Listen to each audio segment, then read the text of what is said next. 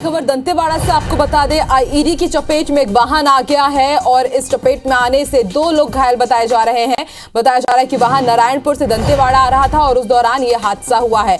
और ज्यादा जानकारी के लिए बात करेंगे हमारे सहयोगी वेद प्रकाश। वेद प्रकाश, क्या है ये पूरा मामला? जी देखिए, बारसूर से नारायणपुर सड़क का निर्माण कार्य अभी भी जारी है। लगभग ये काम कंप्लीट हो गया है, तो इस वजह से लोग जो सिविलियंस हैं वो बारसूर से नारायणपुर या दंतेवाड़ा से नारायणपुर जाना हो तो एक शॉर्टकट के रूप में इस रोड का इस्तेमाल करते हैं। तो हालांकि अभी ये काम पूरी तरीके से कंप्लीट नहीं हुआ है, तो नक्सलियों का खतरा अभी भी बना हुआ है। ये पूरा इलाका नक्सलियों की गहरी पकड़ वाला इलाका था। हालांकि इस रोड पर कैंप स्थापित कर दिए गए हैं और थाने खोल दिए गए, उसके बावजूद भी नक्सली गतिविधियां देखने को मिलती है। आज जैसे जानकारी मिल रही है, एसपी अभिषेक पल्लव बता रहे हैं जी, सुबह 7:30 बजे करीब ये घटना हुई है घोटिया चौक के पास। नारायणपुर से 2 लोग बोलेरो वाहन में सवार होकर आ रहे थे। इसी दौरान सड़क पर, क्योंकि जहां हादसा हुआ है वहां कच्ची सड़क है, उस जगह पर आईडी ब्लास्ट हुआ और इस ब्लास्ट की जद में आने से जो बोलेरो वाहन है वो क्षतिग्रस्त हुई है। जो दो लोग सवार थे उन्हें चोटें आई है। हालांकि पुलिस ने जैसे ही आईडी ब्लास्ट की आवाज सुनी, नजदीकी थाने मालेवाही थाने से फोर्स भेजी गई और दोनों का रेस्क्यू किया गया है। दोनों घायलों को गीदम सामुदायिक स्वास्थ्य केंद्र लाया जा रहा है। तो शुक्रिया वेद प्रकाश पूरी जानकारी के लिए। रुकेंगे एक छोटे से ब्रेक के लिए। चलिए, इस बीच बड़ी खबर दंतेवाड़ा से, जहां आईडी की चपेट में एक वाहन आ गया। आईडी की चपेट में आकर 2 लोग घायल हुए। नारायणपुर से दंतेवाड़ा ये वाहन आ रहा था और जो चपेट में आ गया, घायलों को गीदम अस्पताल में भर्ती कराया गया। गोठिया चौक मालेवाही थाना क्षेत्र की यह घटना है। एसपी दंतेवाड़ा अभिषेक पल्लव ने इसकी पुष्टि की है। तस्वीरें आप देख पा रहे हैं, इस वक्त की बड़ी खबर आप तक हम पहुंचा रहे हैं, जहां एक वाहन आईडी की चपेट में आ गया, 2 लोग इसमें घायल हुए हैं। नारायणपुर से दंतेवाड़ा ये वाहन जा रहा था जो आईडी की चपेट में आ गया। घायलों को गीदम अस्पताल में भर्ती किया गया है। गोठिया चौक मालेवाही थाना क्षेत्र की ये घटना है। एसपी दंतेवाड़ा अभिषेक पल्लव ने इसकी पुष्टि की है। वेद प्रकाश संगम हमारे संवाददाता फोन लाइन पर जुड़े हैं। वेद प्रकाश, क्या कुछ जानकारी इस खबर पर? जी देखिए, आज सुबह तकरीबन 7:30 बजे की ये घटना है। क्योंकि बारसूर से नारायणपुर तक का सड़क मार्ग का काम जारी है। लगभग ये काम 80% से ज्यादा हो चुका है। जहाँ पर डामरीकरण नहीं हुआ है उस जगह ये हादसा हुआ है। तो जैसा कि पुलिस अफसर बता रहे हैं कि मालेवाही थाना क्षेत्र, मालेवाही थाना ये नया थाना खोला गया है इस रोड पर। तो इसी थाना क्षेत्र के पास घोटिया चौक है। घोटिया चौक के पास ही कच्ची सड़क है। तो वहाँ जो सिविलियंस आ रहे थे बोलेरो में सवार होकर नारायणपुर से दंतेवाड़ा की ओर, तो इनकी गाड़ी प्रेशर आईडी की चपेट में आ गई है और ये गाड़ी को काफी नुकसान हुआ है, क्षतिग्रस्त हो गई है गाड़ी। और इसमें जो 2 लोग सवार थे वो नारायणपुर के रहने वाले बताए जा रहे हैं। तो वो उनको काफी ज्यादा चोटें आई। हालांकि जब आईडी ब्लास्ट की आवाज आई तो नजदीकी थाने से ही पुलिस पार्टी पहुंची मौके पर और दोनों घायलों को अब गीदम सामुदायिक स्वास्थ्य केंद्र लाया जा रहा है, जहां उनका उपचार किया जा रहा है। हालांकि जैसा कि अफसर बता रहे हैं, उन्हें काफी ज्यादा चोटें तो नहीं आई, लेकिन इस घटना ने कहीं ना कहीं एक बार ये फिर साबित कर दिया कि जो माओवादियों का कोर इलाका है, काफी लंबे समय से इस एरिया में नक्सलियों की पकड़ थी, वो पकड़ अब भी इनकी कमजोर नहीं हुई। तो एक चुनौती भरा होगा ये सड़क का काम कंप्लीट करना। लगातार इस जगह पर घटनाएं होती रही है पूर्व में भी, और अब जाकर ये जबकि सड़क निर्माण कार्य जारी है तब भी नक्सली उत्पात देखने को मिल रहा है। निश्चित रूप से वेद प्रकाश, आईडी नक्सलियों का एक बड़ा हथियार है और लगातार आईडी ब्लास्ट कर जवानों को नुकसान पहुंचाने की कोशिश नक्सलियों की ओर से की जाती। कितनी बड़ी चुनौती माने वेद प्रकाश इसे? जी हाँ, बिल्कुल एक बड़ी चुनौती माना जा सकता है, क्योंकि ये जो एरिया है वो अबूझमाड़ का इलाका टच होता है। तो यहाँ पर बीजापुर, दंतेवाड़ा के अलावा कोंडागांव और बस्तर की सीमाएं, तकरीबन 4 जिले की सीमाएं पड़ती है उस सड़क पर।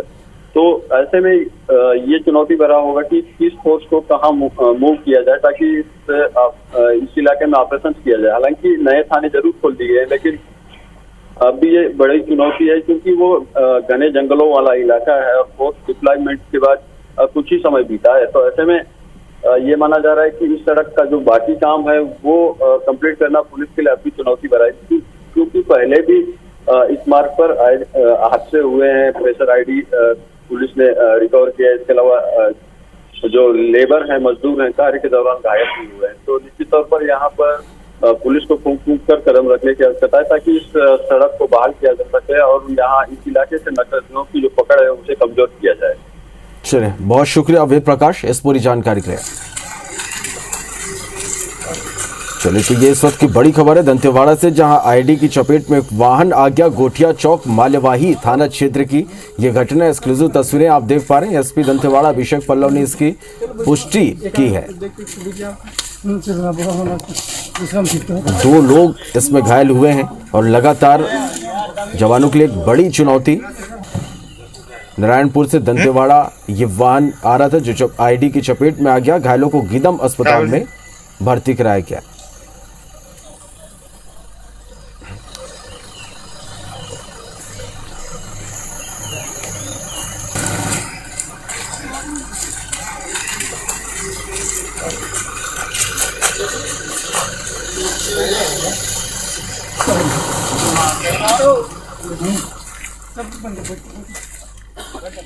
ब्लास्ट में एक शख्स की मौत हो गई। आईडी की चपेट में वाहन आ गया, 11 लोग घायल हुए। आईडी ब्लास्ट में एक शख्स की मौत हो गई है, एक की हालत गंभीर बताई जा रही है। यह इस वक्त की बड़ी खबर आप तक पहुंचा रहे हैं दंतेवाड़ा से, जहां आईडी ब्लास्ट में एक शख्स की मौत हो गई है। आईडी की चपेट में एक वाहन आ गया, 11 लोग इसमें घायल हुए। आईडी ब्लास्ट में एक शख्स की मौत हुई है, एक की हालत गंभीर बनी हुई है। वेद प्रकाश हमारे संवाददाता फोन लाइन पर जुड़े। वेद प्रकाश, क्या कुछ अपडेट इस पूरी खबर पर? जी देखिए, अभी एसपी का कहना यह था कि इस घटना में 12 जो सवार थे बोलेरो वाहन में 12 लोग वो घायल हुए थे, लेकिन इनमें से 2 लोगों को ज्यादा चोटें आई थी, जिसमें से एक की उपचार के दौरान ही मौत हो गई, जबकि एक की हालत अभी भी नाजुक बनी हुई है। यानी कुल 12 सवार में से एक की मौत हुई है और 10 लोगों को मामूली चोटें आई है। तो इन सभी को अभी गीदम के सामुदायिक स्वास्थ्य केंद्र में भर्ती कराया गया है, क्योंकि अभी जिनकी स्थिति गंभीर बताई जा रही है उसे मेडिकल कॉलेज जगदलपुर रिफर करने की तैयारी की जा रही है। चलिए, निश्चित रूप से वेद प्रकाश, अन्य जो घायल हैं उन सभी की स्थिति कैसी है? जी देखिए, अब क्योंकि 11 घायल बचे हैं तो इसमें से केवल एक की स्थिति नाजुक बनी है, काफी ज्यादा चोटें आई हैं उन्हें। इसके अलावा जो 10 लोग हैं उन्हें मामूली चोटें आई है, लेकिन उनकी हालत खतरे से बाहर है। जो एक गंभीर जिसकी स्थिति है उसकी हालत नाजुक बनी है और उसे बेटर ट्रीटमेंट देने के लिए हायर हॉस्पिटल रिफर करने की तैयारी भी की जा रही है। फिलहाल पुलिस इसी काम में लगी है कि किसी भी तरीके से इन जो घायल हैं उनकी जान बचाई जाए। तो डॉक्टरों की टीम वहां बुलाई गई है जिला अस्पताल से। इसके अलावा जो रिफर करने के लिए भी साथ में एक डॉक्टर जगदलपुर तक जाएंगे ताकि उन्हें बेहतर उपचार मिल सके। यदि रास्ते में कोई परेशानी होती है तो उससे भी निजात मिल सके और वो स्वस्थ हो सके। चलो वेद प्रकाश, आपको यहाँ पर रोकना चाहेंगे और अभिषेक पल्लव दंतेवाड़ा एसपी हमारे साथ इस वक्त फोन लाइन पर जुड़ गए। अभिषेक जी, एक ये बड़ी खबर निकलकर सामने आ रही कि एक वाहन आईडी की चपेट में आ गया, एक शख्स की मौत की खबर मिल रही है। क्या कुछ अपडेट दे पाएंगे इस पूरी खबर पर आप?